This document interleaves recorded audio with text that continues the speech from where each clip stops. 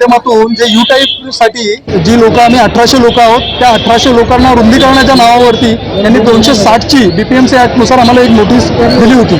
ही notice म्हणजे आम्हाला अनधिकृत ठरवण्याचा जो महापालिकेचा प्लॅन होता, हा आम्ही जेव्हा लक्षात आलं आमच्या, त्यावेळेस आम्ही महापालिकेला सातत्याने निवेदन देत होतो, परंतु आजपर्यंत महापालिकेने आम्हाला उत्तर कुठलंही दिलं नव्हतं आणि वेळ पण नव्हती दिली। आज अखेर आम्हाला लोकांना घेऊन इथे धरणे आंदोलन करावं लागलं। आज आयुक्तांच्या दालनामध्ये आमची बैठक झाली।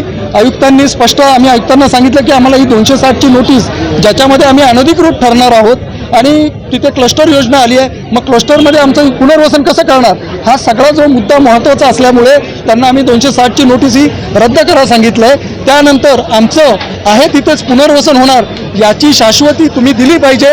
येणारे जे पण कोणी विकासक असतील त्यांच्यावरती आमची पुनर्वसनाची जबाबदारी निश्चित झाली पाहिजे, या पद्धतीची आमच्या मागण्या आम्ही तिथे लावून धरलेल्या आहेत आणि आयुक्तांनी आम्हाला या संदर्भात माहिती दिली आणि ते रायटिंगमध्ये सुद्धा देणार आहेत। परंतु जोपर्यंत आम्हाला रायटिंगमध्ये ते देत नाहीत तोपर्यंत आम्ही इथून कुणीही हलणार नाही, हे असं आम्ही ठरवलेलं आहे।